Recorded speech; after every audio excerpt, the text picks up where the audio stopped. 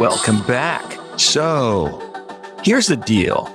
At least in the residency programs I'm familiar with, we do not train our emergency medicine residents well to actually be the trauma team leader and run a trauma, which is ridiculous because the general surgeons basically have no need to learn this information. Either they'll be in a community place where they won't come in until 20 minutes after the trauma begins, or they'll be at a level 1 trauma center where the trauma attending should have gone under a trauma fellowship and therefore will learn this stuff then. So it should be the EM folks who are learning this, not the Gen Surg residents. But at most places, I find that is not the case. And the beautiful thing about being a trauma team leader as opposed to a medical code or resuscitation is it's a bounded realm. There's really a limited number of things that you could do during the resuscitative phase. And if you just know all your options, you'll be able to much more easily decide what is and isn't the right thing to do. So my buddy Chris Hicks and I, we designed this taxonomy of all the things a trauma team leader needs to know. Now we're going to go through them step by step. You can't read this in its tiny form in the slide. Don't worry. We're going to go one by one. But here's the thing.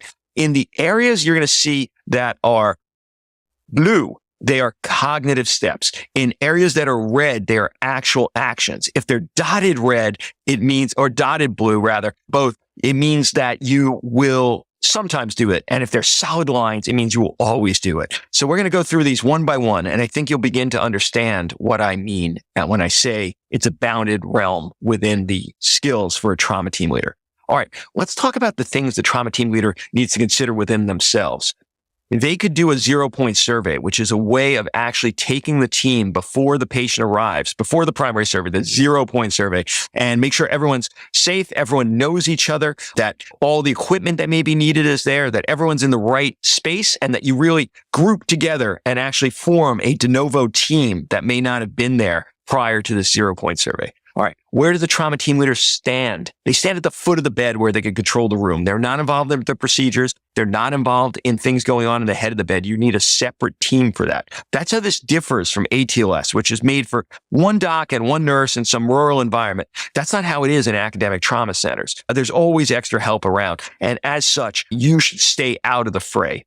You keep a calm and quiet environment, and you use closed loop communication, and you encourage it throughout the code. And then you do sit reps, recaps throughout the trauma arrest or resuscitation where you say, hey, here's what's going on now. Does anyone have any ideas, any other thoughts, anything we could be doing differently right now?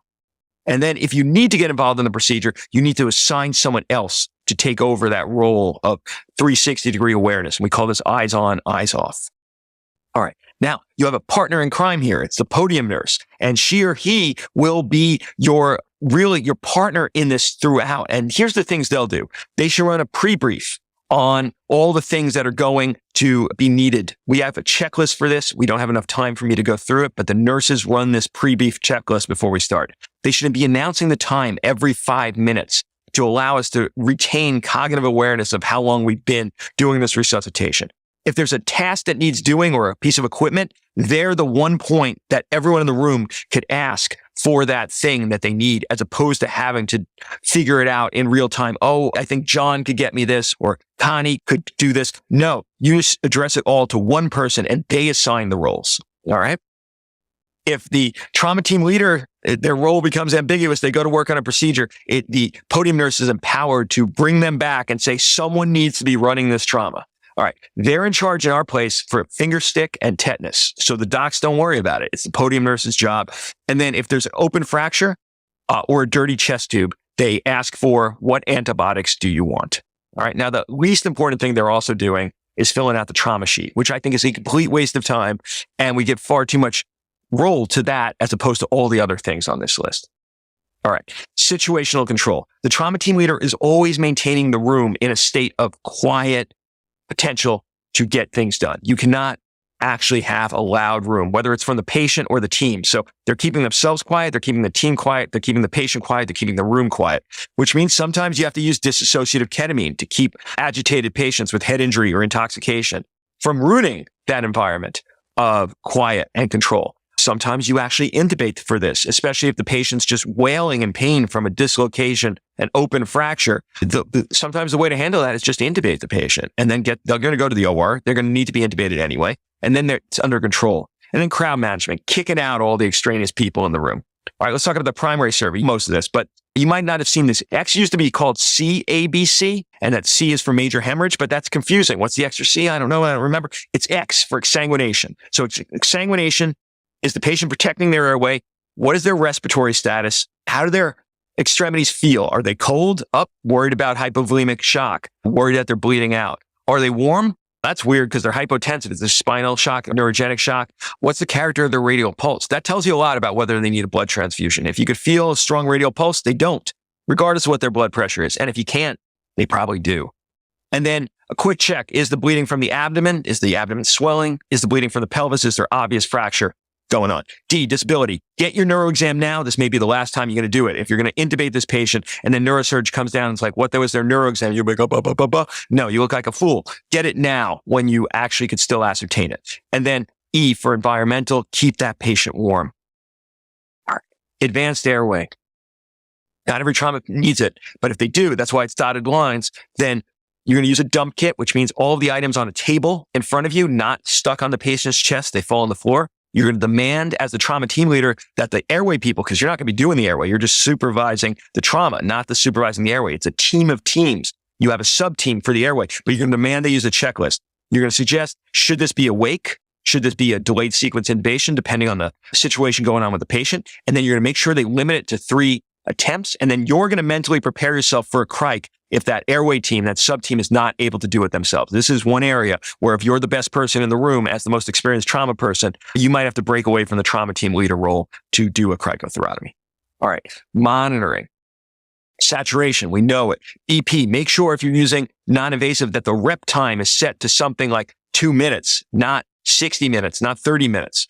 End-tidal CO2, even for non-intubated patients, becomes a marker of shock. Huge, beneficial to have. Low end-tidal in a patient who's spontaneously breathing means shock state in trauma. Consider an art line early. Consider a core art line in the groin, not in the wrist for patients who are really sick. And then consider monitoring temperature with something like a temperature Foley if you have that available. All right.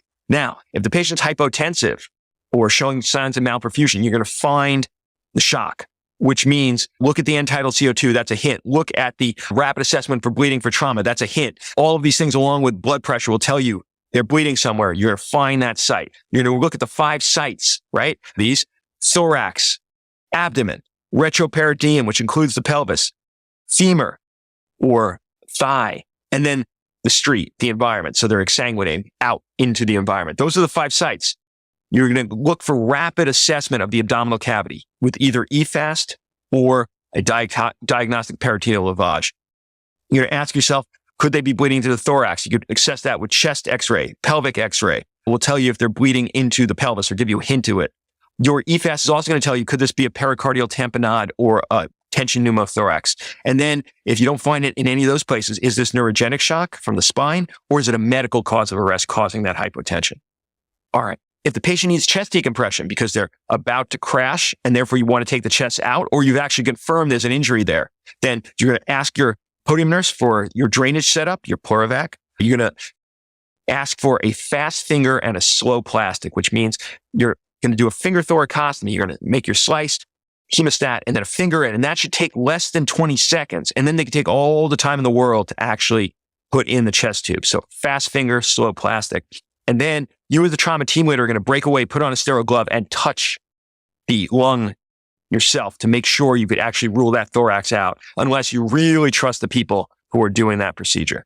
All right. Access, minimum for me, 2 18-gauge IVs. But if they're sick, I want either a rapid infusion catheter, a introducer, or an HD catheter. Last ditch is IO. It'll get you through the intubation, and like maybe you could slam some blood in for the first couple minutes, but then you need something bigger. You need either central access or a big peripheral line. All right. If they need blood, you assign a blood sub-team, and you consider TXA. You use a commercial transfusing device, both for rapidity and for warming. No bungs, none of those little things that you could screw a line into. Those steal all of the flow. They're called caps, they're called what have you. They're those things that allow you to actually put a lure in directly and turn. Those kill flow. They need to be direct, either IV to blood connection, the blood set, or if there's something interposed, it needs to have none of those bungs there. You shoot for 1-to-1. You consider concentrates like prothrombin complex concentrated, especially if the patient's on Coumadin or they're a liver patient. You could be guided by viscoelastic testing if you have it available, and you consider early cryoprecipitate or fibrinogen. And then you see there calcium. We underestimated how much calcium these patients need. For me, every 2 units, they get a gram of calcium chloride. All right. If they need an art line, then you ask for a setup, common femoral in any sick trauma patient, and you must use ultrasound. All right. Sedation. You're trying to balance sedation and BP. You want them to lose some of their peripheral vasoconstriction to allow organ perfusion, and yet you don't want them to bottom out their blood pressure. So you're shooting for a MAP between 50 and 65, and you're going for a high flow, low pressure state, which means that you want the patient to have good cardiac output, but keeping the pressure low so you don't knock off the clot. Not so much right now. What am I going to do? I'm going to give blood products until the pressure gets above 65, and then I'll trickle in some fentanyl to sedate the patient, not in its early phases, but as you get higher and higher, fentanyl becomes a sedative agent. If you don't like that, you can consider ketamine, but once you get to the 500 microgram dosing of fentanyl, you actually get wonderful sedative effects, and that's actually how I handle my trauma. If they're moving around too much and you've sedated them, then consider paralysis. All right? Labs, you know all this. I'm not going to go through it. If you have TEG and ROTEM, bring it in and send a fibrinogen. All right. If they're a pelvis or femur patient, then you want to stabilize that. A binder if they're a sick pelvic patient, or a femur splint if it's a femur fracture. If you don't have that, bring the femur to length and then just let them sit on the bed. Zone 3 REBOA for either of those injuries can be a temporizing measure. All right, brain preservation. At this stage, we're still pushing the MAP in these patients. So bring your MAP goal up to 80. Keep your PaCO2 35 to 40. Consider early osmotics, but not mannitol, which will drop their blood pressure, but things like hypertonic saline that will both increase their cardiac output and lower their ICP, and then maintain good stats throughout the entire code. Secondary survey, a rapid search for injury. Make sure you check the extremity pulses, not just for presence, but for equality between the sides. No need for a log roll. It's garbage. You're going to get the CT of the spine. No need for rectal exam. You're going to actually find all the injuries you need to with your abdominal CT or in the OR. And avoid definitely pushing on that spine. This is all just dumb remnants, and ATLS now agrees. Imaging decisions. All right, now, most of these sick trauma patients are going to get a pan scan, but consider the add-ons. I'm not going to go through them one by one. You could actually check the lecture out on EMCRIT, but always consider, what else can I get? Do they need a CT cystogram if they have a pelvic fracture? Do they need facial cuts so you don't have to take the trip back to CT? All right, when and where to go.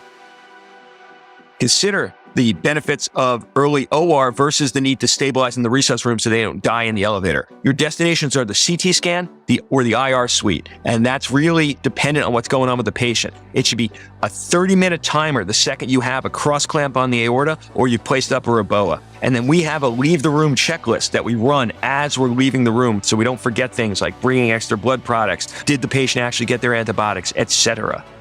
All right. So that was a whirlwind tour of the labors of a trauma team leader. If you want this taken in more detail, then just come on over to EMCRIT, and I have a lecture that will take you step by step in much more detail for each of those. And that is emcrit.org/278.